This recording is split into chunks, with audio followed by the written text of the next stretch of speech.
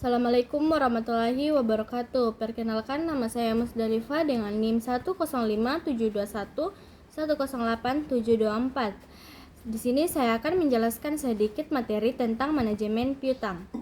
Piutang merupakan aktiva atau aset perusahaan yang timbul sebagai akibat dari dilaksanakannya penjualan secara kredit. Aktiva juga menunjukkan jumlah tagihan yang dimiliki oleh perusahaan sebagai hasil dari penjualan barang atau jasa di dalam kegiatan usaha. Kemudian, tujuan menginvestasikan dana dalam piutang yang pertama untuk meningkatkan volume penjualan, untuk meningkatkan laba, dan untuk menghadapi persaingan. Faktor-faktor yang mempengaruhi besar kecilnya investasi dalam piutang yang pertama, volume penjualan kredit. Syarat pembayaran kredit, makin lunak syarat kredit makin besar piutangnya. Kemudian, ketentuan tentang pembatasan kredit, kebijaksanaan dalam mengumpulkan piutang, dan kebiasaan membayar dari pelanggan. Adapun biaya-biaya yang timbul berkaitan dengan piutang, yang pertama, biaya pendanaan piutang, biaya administrasi, dan biaya pengumpulan piutang. Melakukan penjualan secara kredit akan menimbulkan piutang. Memiliki piutang berarti menimbulkan berbagai biaya bagi perusahaan. Untuk itu, perusahaan perlu melakukan ekonomi piutang, yaitu menilai piutang dari manfaat dan biayanya. Kemudian, jika dirasa manfaatnya lebih besar dari biaya atau pengorbanannya, maka kebijakan penjualan secara kredit bisa dilakukan. Adapun aspek penting dalam manajemen piutang, yang pertama, kebijaksanaan kredit, penetapan standar kredit dan analisis kredit, dan yang kedua, penetapan jangka waktu kredit, kas diskon, periode kas diskon, dan periode kredit. Yang ketiga, kebijaksanaan pengumpulan piutang, dan yang keempat, default risk.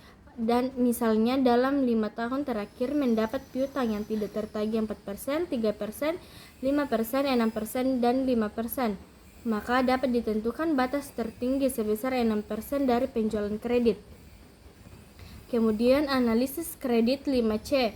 Yang pertama, cara karakter, yaitu catatan dari konsumen berkenan dengan kewajiban-kewajiban pada masa lalu. Kemudian capacity, yaitu kemampuan konsumen dalam melunasi utangnya yang ditunjukkan sebagai rasio likuiditas. Kemudian kapita yaitu kemampuan finansial dari konsumen yang ditunjukkan dengan posisi. Kemudian kolatera, yaitu jumlah jaminan harta dari konsumen terhadap utang. Kemudian conditions, yaitu kondisi perekonomian dan bisnis secara umum yang mempengaruhi kemampuan konsumen dalam melunasi kredit.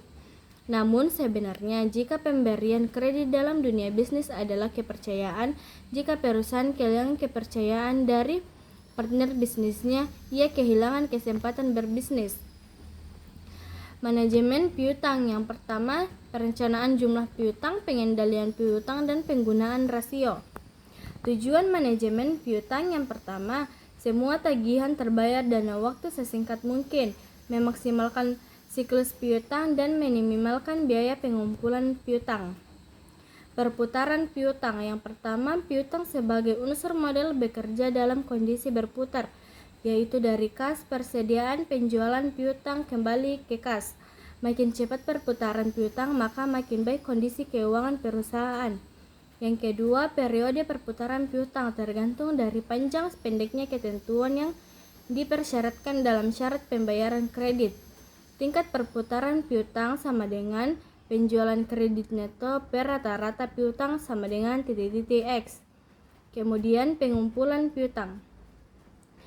Untuk tetap mengawasi pembayaran oleh pelanggan, sebagian besar perusahaan akan memonitor rekening piutang yang dananya masih beredar di luar. Perusahaan biasanya akan mengawasi rata-rata periode pengumpulan piutangnya.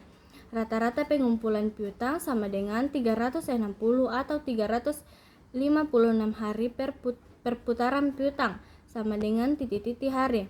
Itu saja dari saya. Sekian, Assalamualaikum warahmatullahi wabarakatuh.